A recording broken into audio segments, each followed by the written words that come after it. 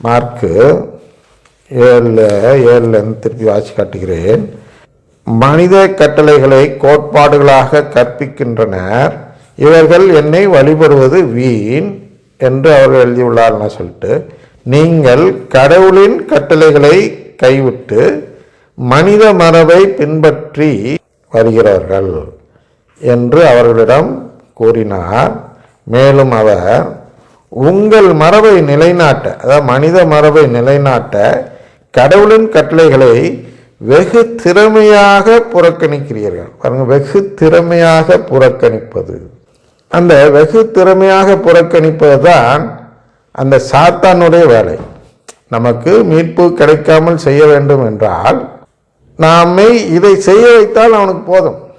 பெரிய போய் கொலை செய்ய வேண்டும், அது செய்ய வேண்டும், அதெல்லாம் ஒன்றும் பிரச்சனை இல்லை. அவனுக்கு நம்முடைய விருப்பத்தை மாற்றியமைத்தாலே போதும். எங்க கடவுளின் குடும்பத்தின் மீதுள்ள விருப்பத்தை மாற்றி மனித மரபு அப்படின்னா அந்த செல்வம், 2 எஜமான் சொல்கிறார் அல்லவா, ஒன்று கடவுள், மற்றொன்று மேமன் அப்படின்னு அங்கே ஆங்கிலத்தில் சொல்கிறோம், இங்கே செல்வம் என்று சொல்கிறோம்.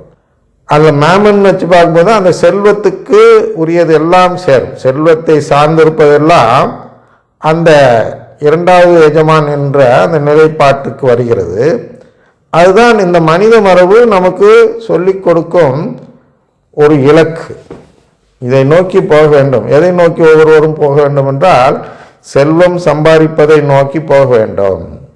கடவுளின் குடும்பத்தை தேடி போகக்கூடாது. சாத்தான் நம்மளை செய்ய வைக்கிறான். அதை கூடாது என்ற அந்த நிலை. இதை நான் 1வது சிசிசி வாசிக்கும்போது ஒரு வார்த்தை கவனித்துக் கொள்ளுங்கள் என்று சொன்னேன் அல்லவா, அந்த வார்த்தையில் இப்போது நான் மீண்டும் வாசி காட்டுகிறேன்.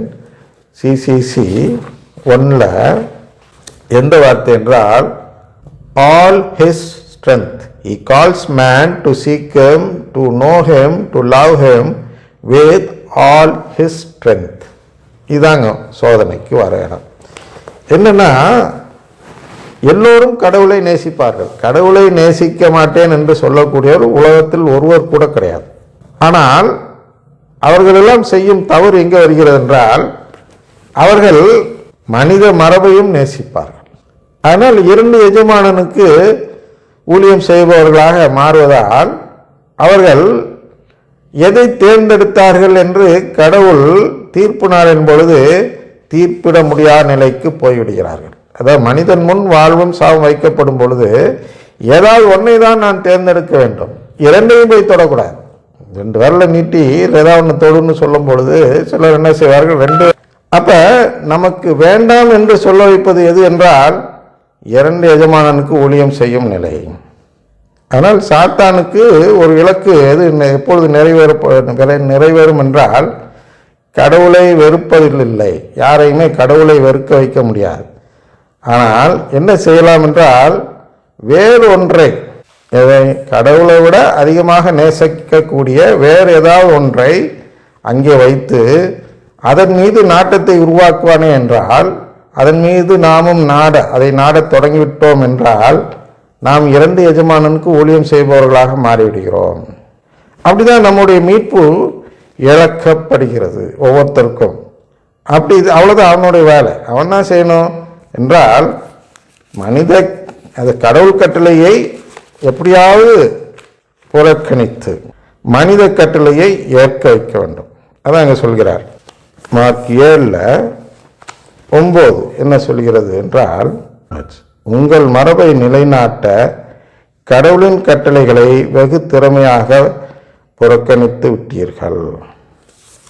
இதுதான் அவருடைய இலக்கு, அவனுடைய நோக்கம். அதனால நம்முடைய நோக்கம் என்ன, அதாவது சாத்தானுடைய நோக்கம் என்ன என்று நாம் பார்க்கும்பொழுது மீண்டும் நற்செய்தியின் சாராம்சத்தை உங்களுக்கு வாசித்துவிட்டு முடித்துவிட்டு நாளை அதுக்குரிய ஓமை பார்ப்போம். நாமெல்லாம் இப்பொழுது கடவுளுடைய தற்காலிக பிள்ளைகள். தற்காலிக பிள்ளைகளாக வாழும் பொழுது யாரெல்லாம் நிரந்தரமாக கடவுளுடைய பிள்ளைகளாக மாற வேண்டும் என்று விரும்புகிறார்களோ அவர்களெல்லாம் நற்கருணை ஆண்டவரை நம்பி அவரோடு உடன்படிக்கை செய்து கொண்டால் அவர்களெல்லாம் கடவுளுடைய நிரந்தரமான தத்து பிள்ளைகளாக மாறிக்கொள்ள கோரிக்கை வைத்தவர்களாக கருதப்படுவார்கள். இந்த கோரிக்கையின் அடிப்படையில் ஒவ்வொருவரும் தீர்ப்பிடப்பட்டு, அதாவது இந்த கோரிக்கை உண்மையான கோரிக்கையா என்று தீர்ப்பிடப்பட்டு கடவுளின் தத்து பிள்ளைகளாக கடவுளால் தத்தெடுக்கப்படுவார்கள். இதுதான் சாராம்சம். இப்போ நாம் பார்த்ததுடைய பொருள். இதுதான் எப்படி செயல்படுத்துகிறார் என்று பார்த்தோம். இனி நாளை தொடர்வோம். தந்தை மகன் தூயாவின் பேராலே ஆமென்.